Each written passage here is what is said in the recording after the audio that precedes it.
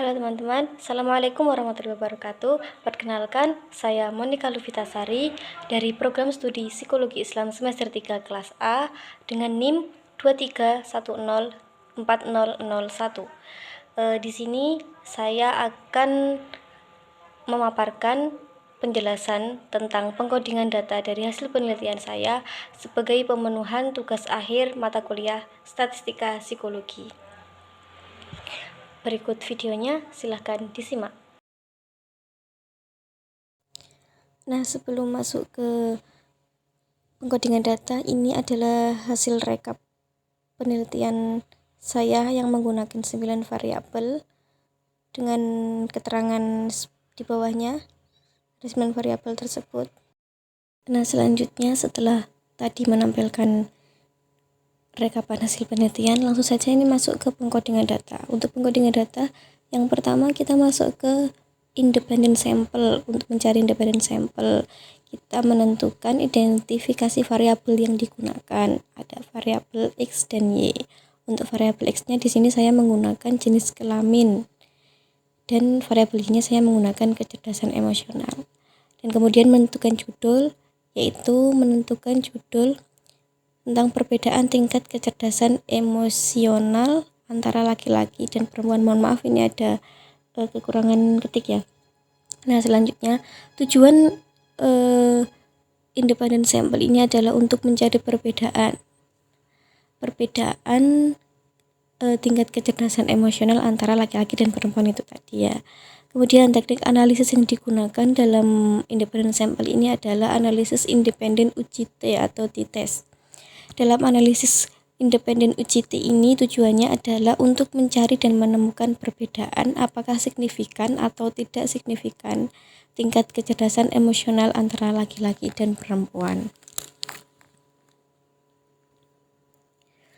Nah, ini masuk ke layout datanya. Untuk layout data, yang pertama setelah kita layout data dan membedakan tabel antara kecerdasan emosional laki-laki dan perempuan. Nah, di sini ada Y1 pangkat 2 dan Y2 pangkat 2. Di sini Y1 pangkat 2 itu mengkuadratkan dari kecerdasan emosional pihak laki-laki. Sedangkan Y2 pangkat 2-nya ini mengkuadratkan dari kecerdasan emosional perempuan. Untuk nilai dari Y1 dan Y2 tadi dikuadratkan. Nah, yang pertama ini mencari S1 kuadrat. S1 kuadrat atau yang disebut dengan varian. Nah, ini kan ada S1 kuadrat dan ada S2 kuadrat. S1 kuadrat ini artinya varian kelompok 1 dan yang S2 kuadrat ini varian kelompok 2. Yang pertama, varian kelompok 1, S1 kuadrat sama dengan N dikali sigma Y1 pangkat 2 atau jumlah dari nilai Y1 pangkat 2 itu tadi dikurangi sigma atau jumlah dari Y1, jumlah nilai Y1 atau yang kecerdasan emosional laki-laki ini, kemudian dikuadratkan dibagi N2 itu maksudnya jumlah subjek yang digunakan itu tadi ada berapa. Di sini menggunakan 15 subjek ya, dikali N2 min 1. N2 min 1 itu jumlah subjek yang digunakan itu tadi 15 dikurangi 1. Nah, ini masuk ke angkanya sama dengan 15 dikali 643 dikurangi 9409 dibagi 15 dikali 15 min 1, hasilnya 236 dibagi 210. Ini hasilnya 1,12.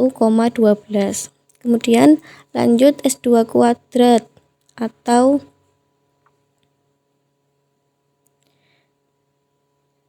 varian kelompok 2. Sama, rumusnya sama seperti S1 kuadrat tadi, yaitu N dikali sigma Y2 pangkat 2 dikurangi sigma Y2 dikuadratkan juga dibagi N2 dikali N2 min 1. Nah, ini diperoleh hasil 0,98. Lanjut untuk mencari SP. Apa sih SP ini? SP ini merupakan simpangan baku gabungan dari dua kelompok tersebut. Nah, ini simpangan baku gabungan dari dua kelompok tersebut. Untuk mencari SP, rumusnya akar pangkat N min 1 dikali S2 ditambah N2 min 1 dikali S2 kuadrat dibagi N1 ditambah N2 dikurangi 2. Nah, ini diperoleh hasil segini.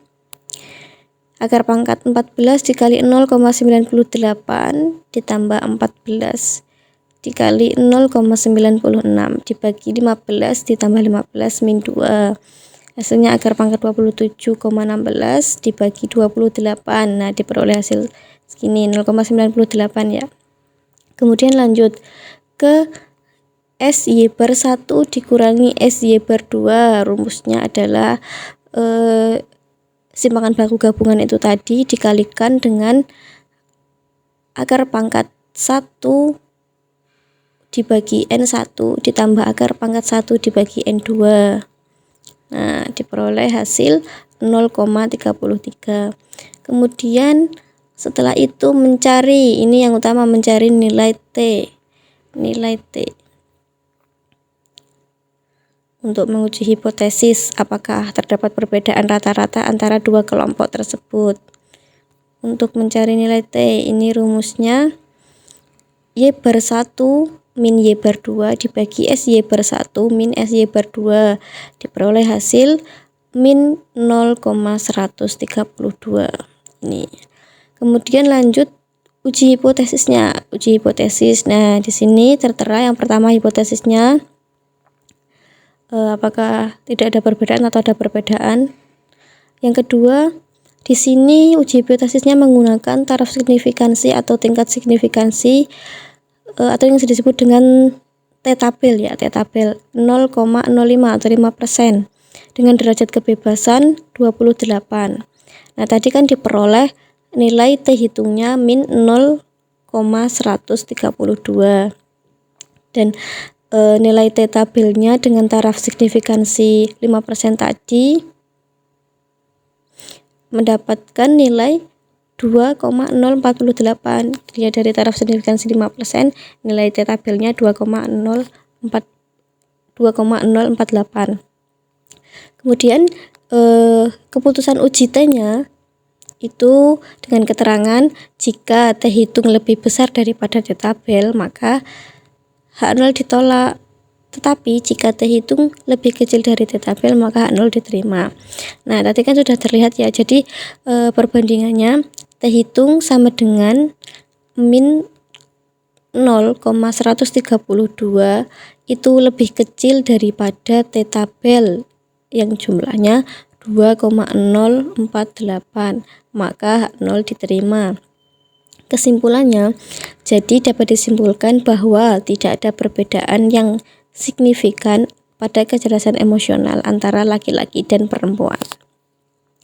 Nah, ini bisa dilihat grafik scatter plotnya ya. Grafik scatter plotnya dari hasil uji T independen yang dilakukan untuk menguji perbedaan tingkat kecerdasan emosional antara laki-laki dan perempuan, diperoleh nilai T hitung sama dengan min 0,132 atau tidak ada perbedaan yang signifikan pada tingkat kecerdasan emosional antara laki-laki dan perempuan. Membandingkan dengan nilai T yang diperoleh dengan nilai T tabel pada tingkat signifikansi 5% atau 0,05, maka tidak terdapat perbedaan yang signifikan tingkat kecerdasan emosional antara laki-laki dan perempuan. Kemudian mencari effect size. Effect size itu ini rumusnya D sama dengan Y bar 1 min Y bar 2 dibagi simpangan baku gabungan tadi, yaitu diperoleh hasil min 0,392. Baik, selanjutnya untuk pengkodingan data yang kedua yaitu kita masuk ke dependent sample atau sampel berhubungan. Yang pertama kita mengidentifikasi variabelnya terlebih dahulu. Di sini saya menggunakan variabel X-nya yaitu stres akademik dan variabel Y-nya kecerdasan emosional. Kemudian di layout data seperti ini. Lalu kita menentukan judul. Di sini saya menggunakan judul hubungan antara stres akademik dengan kecerdasan emosional. Ditinjau dari judulnya sudah bisa terlihat bahwa tujuan dari dependent sample ini adalah mencari hubungan. Dan saya menggunakan teknik analisis person korelasi product moment. Dalam analisis person korelasi product moment ini tujuannya adalah untuk mencari dan menemukan hubungan apakah signifikan atau tidak signifikan antara stres akademik sebagai variabel X dengan kecerdasan emosional sebagai variabel Y. Dan kemudian di layout data kita ini ada subjek, ada variabel X yaitu stres akademik, variabel Y-nya kecerdasan emosional. Kemudian menentukan X pangkat 2, Y pangkat 2 dan X dikali Y.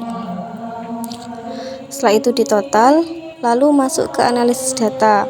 Yang pertama, setelah layout data kita menentukan nilai koefisien korelasi.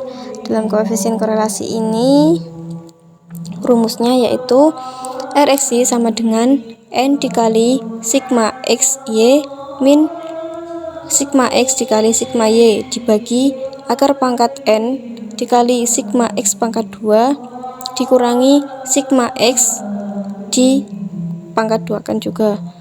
Kemudian dikali N dikali sigma Y pangkat 2 dikurangi sigma Y di pangkat 2. Nah, kemudian diperoleh hasil min 24,55. Lalu mencari nilai koefisien korelasi dikuadratkan yaitu diperoleh nilai 602,70 dan jika diubah ke persentase hasilnya 60,27%. Lalu mencari uji hipotesis dengan nilai T, dan untuk mencari nilai T-nya ini rumusnya nilai atau hasil dari koefisien korelasi itu tadi dikali akar pangkat N min 2 dibagi 1 min koefisien korelasi pangkat 2 dan diperoleh hasil 5,253. Lalu masuk ke laporan uji hipotesis.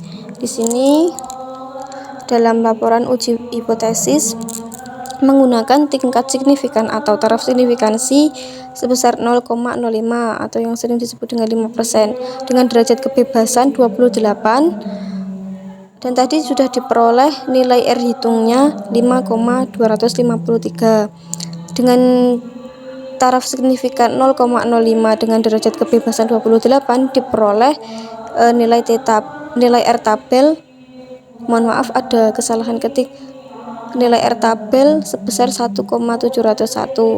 Kemudian dalam keputusan R hitung sebesar 5,253 lebih besar daripada R alfa atau R tabel yang sebesar 1,701, maka H0 ditolak. Kesimpulannya, ada hubungan yang signifikan antara variabel X dan Y pada tingkat signifikansi 0,05 atau 5%.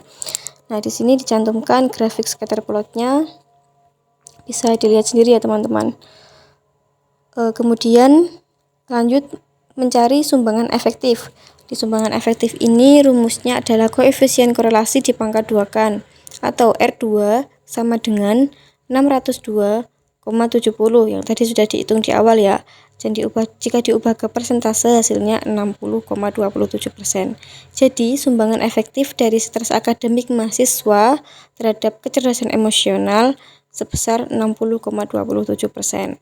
Dan yang terakhir kita mencari effect size. Effect size rumusnya juga sama dengan sumbangan efektif dan tadi diperoleh 60,27% yang menunjukkan bahwa hubungan antara stres akademik sebagai variabel X dengan kecerdasan emosional sebagai variabel Y adalah sangat besar. Cukup sekian pemaparan penjelasan dari saya, semoga bisa bermanfaat untuk semua teman-teman yang berkenan untuk menonton. Terima kasih. Wassalamualaikum warahmatullahi wabarakatuh.